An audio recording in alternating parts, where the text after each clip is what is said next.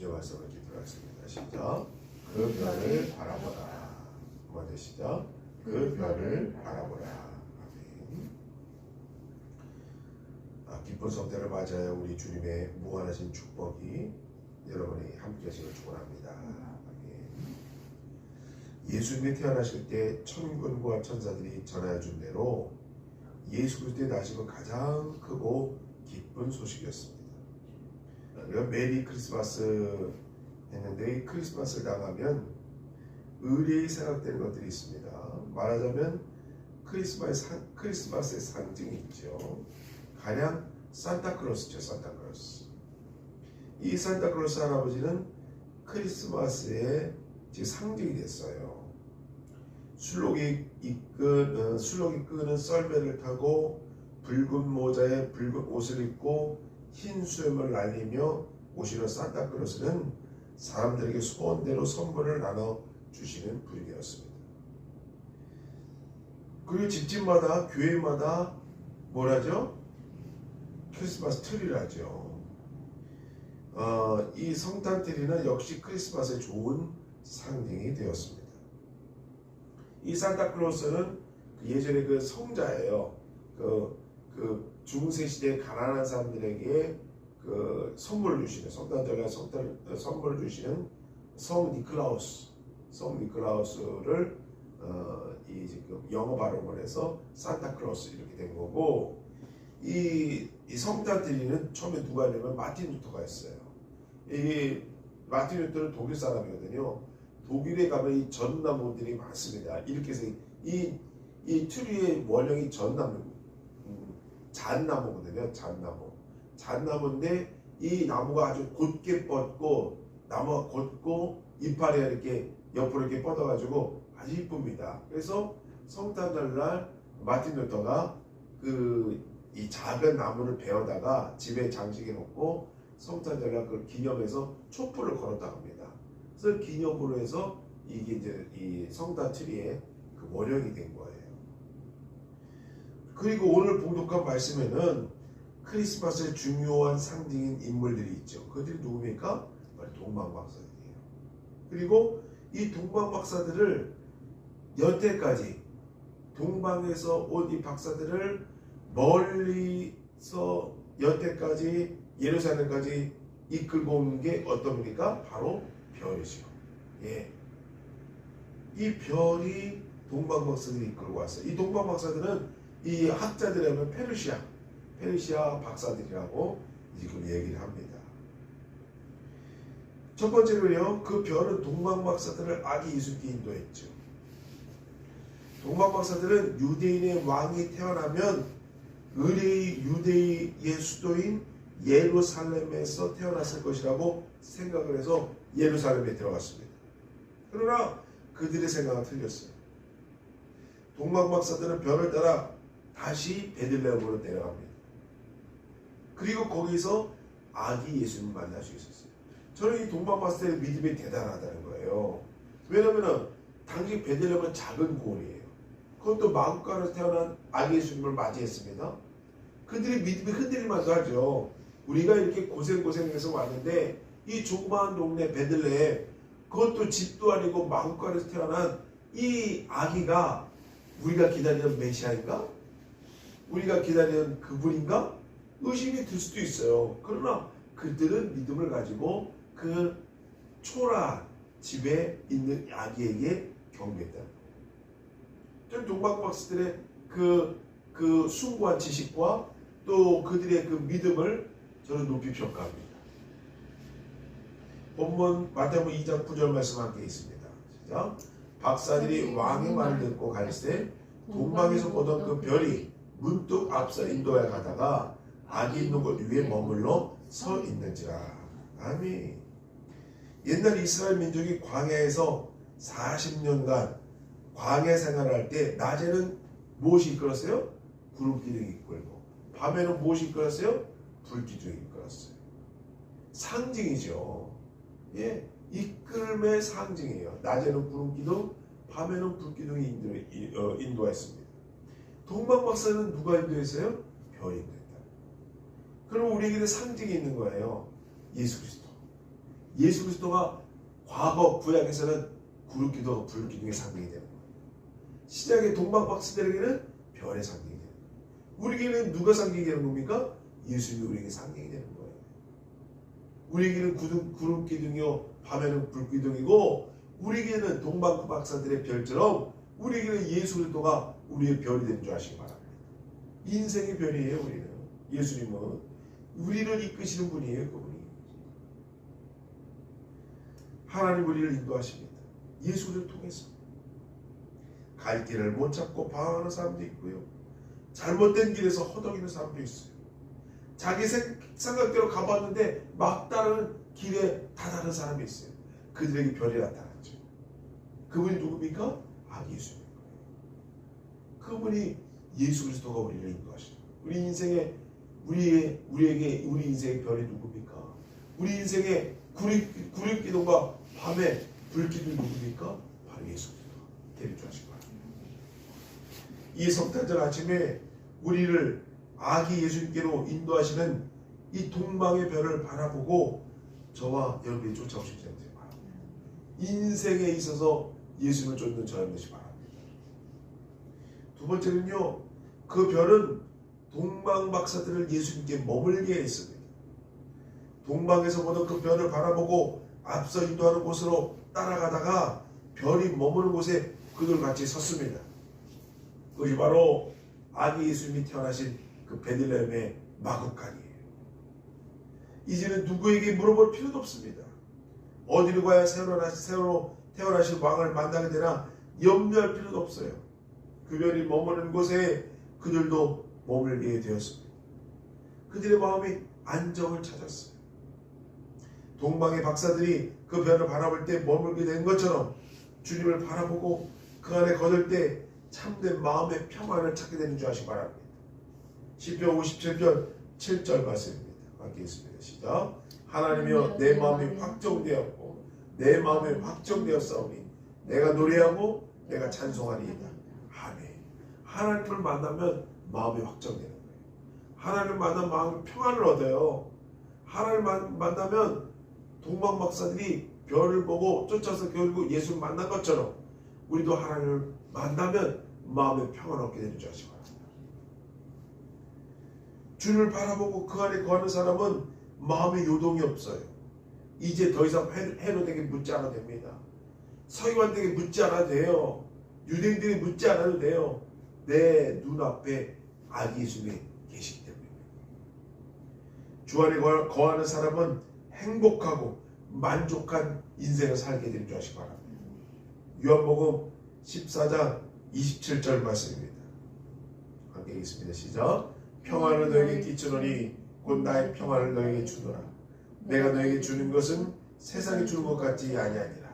너희는 마음에 근심도 말고 두려워하지도 말라. 아멘. 이게 예수님께 주시는 큰 선물인 거예요. 평안을 너에게 끼치노니 곧 나의 평안을 너에게 주노라. 이 평안은 뭐라고요? 세상이 주는 평화가 아니에요. 세상이 주는 것 같지 않은 애예요.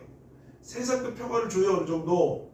예, 우리 세상도 어느 정도 물질의 평화, 그 다음에 가정의 평화, 그 다음에 또 건강의 평화, 기타 등등 평화를 주어요. 그러나 그 세상이 주는 평화의 종류가 아니에요. 예수님이 주는 평화의 종류는 세상이 주는 평화의 종류가 아니에요. 내가 너에게 주는 것은 세상이 주는 것 같지 아니하니라. 너희는 마음에 근심도 말고 두려워하지도 말아요. 그래요. 우리는 두려울 필요가 없어요. 그냥 평화롭게 사시면 돼요. 주님의 별을 쫓아 살면 되는 거예요. 구름기둥 쫓아 살면 되는 거예요. 밤에는 불기둥 쫓아 살면 되는 거예요. 그게 평화인 거예요. 얼마나 그리스도인들이 정말 강력한 삶을 사는지, 강력한 보호 가운데 사는지 사람들이 몰라요. 여러분 보세요. 대통령이 무속에 이끌려서 대통령이 됐잖아요. 대통령이 맨날 점을 치면서 보세요. 전부 다 근처를 본 사람이 다 무속인들이에요. 여러분 그거 아시죠? 대통령 그 토론에서 왕자, 손에 왕자 3개 나왔죠. 그거 3번 나왔더라고요. 3번. 저는 한 번만 나온 줄 알았어요. 왕자 3개고. 근데 3번 다 왕자 세계 나왔더라고요. 그걸 또 기가 막히게 캡처해서 또 올렸더라고요. 그렇게 된 대통령이에요. 그런데 보세요. 말로를 보세요. 샤머니즘에 무당에 점을 치고 나를 받고 한 사람의 결과를 보세요. 성공한 인생입니까? 윤석열 대통령이 지금 이 세상에서 가장 불안에 떨면서 사는 사람 중에 하나예요. 그 말로를 보세요. 제가 볼 때 그 사람은 거의 인생을 감옥에서 보낼 겁니다. 내란죄는요, 이거 석방도 못해요. 8.15 가석방도 못해요, 내란죄는. 예. 그 사람은 오래도록 감옥에 들어갈 거예요. 그렇게 무속에 빠져서 산 인생이 평안없습니까? 평안이에요. 오직 평안은, 세상이 주는 것 같지 않은 평안은 예수 그리스도만 있는 거예요. 그분에게만 진정한 평안이 있는 거예요. 그분과 동행한 인생을 보세요. 그분들의 말로는 다 평안없습니다. 100%예요. 이거는 99%가 아니에요. 예수님과 동행하는 사람들의 인생의 말로는 100%다 평안합니다. 그것이 크리스찬들의 강력함입니다. 인생의 강력함입니다. 우리 인생을 하나님께서 강력하게 보여주시고, 샤머니즘이 아니고, 점이 아니고, 무당이 아니고, 정말 놀라워요. 저는 이 정권을 보면서 정말 놀라움을 금치 못해요. 하면 팔수록 뉴스를 보면 볼수록 새로운 뉴스가 쏟아져 나옵니다. 너무너무 놀라운 거예요. 어떤 이런 사람들이 있나. 저희가 알지 못하는 그런 사람들이 있더라고요. 너무너무 놀라운 사람들이 있더라고요. 그러나 예수님과 동행하는 인생은 정말 평안한 가운데 살게 되실 줄 아시기 바랍니다.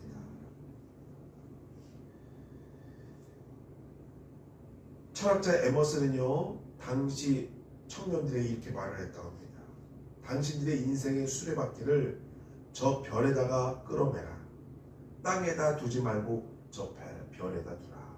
라고 했다. 다시 한번요. 청년들에게 이렇게 말했다고 합니다. 당신들의 인생의 수레바퀴를 저 별에다 두라는 거예요. 땅에 두지 말고 저 별에 두라. 성경적으로 뭐예요? 땅을 바라보지 말고 하늘을 바라보라. 성경적인 표현을 이렇게 말해줍니다. 인생들이 너무 땅만 바라보고, 바라보고 살다가 인생을 실패하는 경우가 너무나 많아요. 별을 바라보라는 거예요. 별은 뭡니까? 우리에게는 예수 그리스도인 줄 아시기 바랍니다. 우리에게는 하나님의 말씀이 그것이 우리 인생의 별이 될 줄 아시기 바랍니다. 그러면 실패한 인생이 될 수가 없어요. 반드시 100% 성공한 인생이 될 줄 아시기 바랍니다. 땅을 바라보지 말고 하늘을 바라볼 수 있는 자가 되시기 바랍니다. 세 번째로 그 별은 동방박사들에게 기쁨을 주었습니다. 마태복음 2장 10절 말씀입니다. 읽겠습니다. 시작. 그들이 별을 보고 매우 크게 기뻐하더라. 강조했어요. 매우 크게 기뻐하더라. 페르시아에서부터 예루살렘, 특히 베들레헴까지 먼 거리입니다. 얼마나 그들이 노심초사하며 그 별을 보고 수나를 거쳐서 이 땅에 왔겠습니까? 그리고 우여곡절도 많았잖아요. 그런데 결국 예수를 만났어요. 그리고 나서 만났을 때 매우 크게 기뻐하게 된 것입니다. 태어나신 아기 예수님을 만나기 위해서 멀리 페르시아에서 찾아온 그 동방박사들은 그들의 그 별을 보고 희망과 용기를 얻게 되었습니다. 오늘 우리가 사는 이 세상은 문자가 들어 불안한 세상입니다. 아마 인간 역사에 있어서 오늘날처럼 불안한 시대는 없어질 거예요. 개인적으로도 불안하고 국가적으로도 불안한 이 상황입니다. 이 불안은 모든 인류를 감돌고 있어요. 정말 인류를 감돌고 있어요. 지금 미국 대통령이 트럼프가 됐잖아요. 온 전 세계 불안을 떨고 있습니다. 트럼프가 어떻게 할까? 유럽은 유럽대로, 중국은 중국대로, 러시아는 러시아대로, 일본은 일본대로, 대한민국은 더하죠. 대한민국은 대한민국대로 떨고 있어요. 불안해. 저 사람이 어떻게 앞으로 행동할까? 종잡을 수 없거든요. 트럼프라는 대통령. 그 일기 때도 그랬잖아요. 간신히 넘겼다 했는데 다시 트럼프가 미국의 대통령이 됐어요. 이 4년만 어떻게 견뎌야 될까? 어떻게 넘겨야 될까? 온 전 지구촌이 그 한 사람을 바라보고 불안에 떨고 있습니다. 정말 4년 어떻게 해요? 특히 대한민국. 대한민국은 미국에 수출을 많이 하는 나라예요. 미국 의존도가 높은 나라입니다. 그래서 미국 대통령의 이 말 한마디가 너무너무 중요한 거예요. 그의 세금 정책, 그의 은행 정책, 그의 물가 정책, 그리고 수출 정책, 또 방위 정책, 한마디가 너무너무 큰 의미가 있는 거예요. 정말 불안에 떨고 있고 앞으로 4년은 정말 대통령이 우리 대한민국의 위정자가 대통령이 잘 뽑혀야 돼요. 예. 윤석열 대통령 지나갔어요. 그 사람은 이미 지나갔습니다. 헌재에서 지금 결정이 나겠지만 그 사람이 다시 대통령 될 확률은 없어요. 근데 앞으로 이 트럼프 2기 때 같이 할 이 대한민국 대통령이 너무너무 중요한 거예요. 정말 지혜로워야 됩니다. 그렇지 않으면 대한민국이 정말 몰락합니다. 주식이 얼마나 빠질지 몰라요. 환율이 얼마나 올랐는지 몰라요. 지금 그런데 지금 소상공인들은 너무 힘든데 보세요. 다 임대예요. 다 임대. 공실 다 났어요. 먹고 살 게 없어요. 사람들이 지갑을 안 엽니다. 왜냐? 지금 너무 불안하니까 뭘 사질 않아요. 사람들이. 그러니까 지금 돈이 안 도니까 다 지금 그들이 너무 힘들게 사는 거죠. 어떤 이는 물질을, 어떤 이는 권력을, 어떤 이는 명예를 쌓아보려고 합니다. 그러나 인간의 노력이 인간의 마음속 깊이 자리 잡고 있는 이 불안에서 벗어나게 하지 못하는 거예요. 그러나 예수님의 변을 바라볼 때 인류의 불안은 제거되고 참 희망을 얻게 되는 줄 아시기 바랍니다. 그 별을 보고 기뻐한 그 기쁨이야말로 참다운 기쁨이 되는 줄 아시기 바랍니다. 예수님은 인류의 불안을 제거하고 기쁨을 주기 위해서 세상에 오셨습니다. 죄로 말미암아 희망이 없는 개인이나 사회가 예수 그리스도로 말미암아 기쁨과 희망이 넘치는 새 것이 된 사실을 인류 역사를 통해서 얼마든지 볼 수가 있습니다. 철학자 키에르 케고르는 죽음에 이르는 병은 소망을 잃어버린 것이라고 했습니다. 죽음에 이르는 병은 소망을 잃는 것입니다. 사람이 소망을 잃게 되면요 죽음에 이르는 거예요. 예.